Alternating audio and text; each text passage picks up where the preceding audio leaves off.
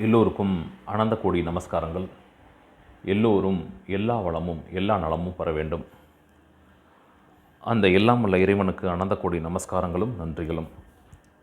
அந்த நவகிரக நாயகர்கள் 9 பேர்களுக்கும் அனந்த கோடி நமஸ்காரங்களும் நன்றிகளும். இந்த அற்புதமான ஆச்சரியத்தக்க அதிசயத்தக்க அச்சய லக்கண பத்ததி என்கிற ஜோதிட முறையை நமக்கு சொல்லிக் கொடுத்த ஆசான் திரு பொதுவுடை மூர்த்தி ஐயாவுக்கு இத்தருணத்தில் அனந்த கோடி நமஸ்காரங்களும் நன்றிகளும். இன்றைக்கி நாம் தமிழ்நாட்டில் பெருவாரியான வாக்கு எண்ணிக்கை பெற்று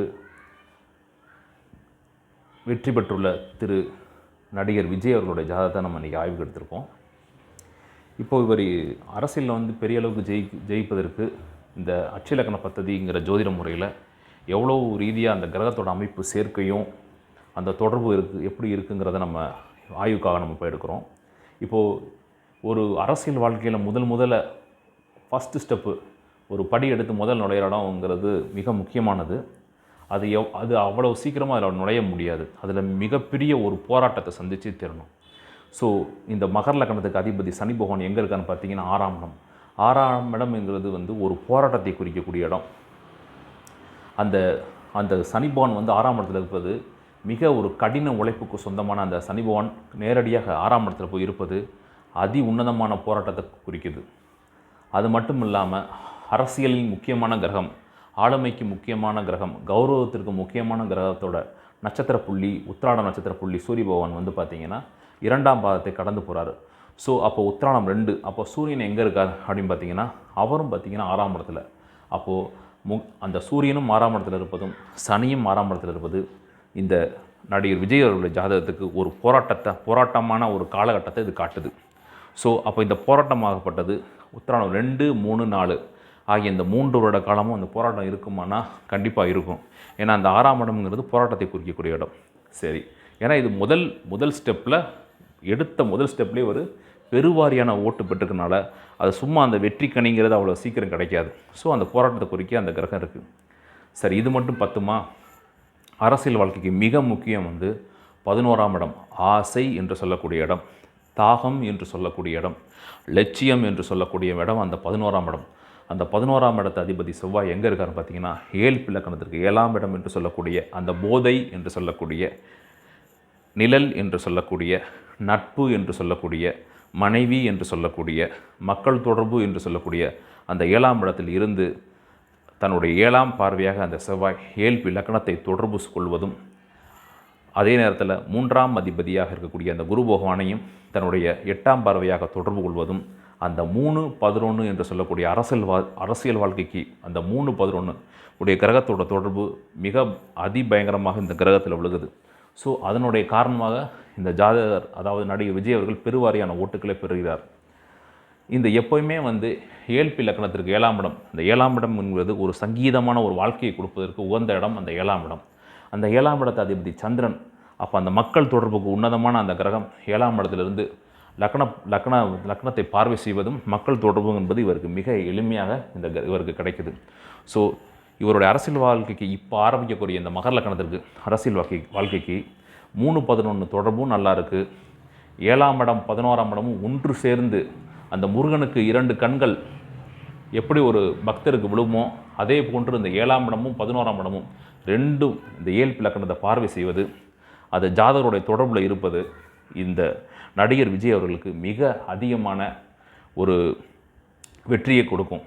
இந்த 11ஆம் இடங்கிறது மிக முக்கியம். ஆசை, தாகம், லட்சியம்ங்கிற வார்த்தைக்கு பொருத்தமான இந்த இடமே இந்த 11ஆம் இடம் தான்.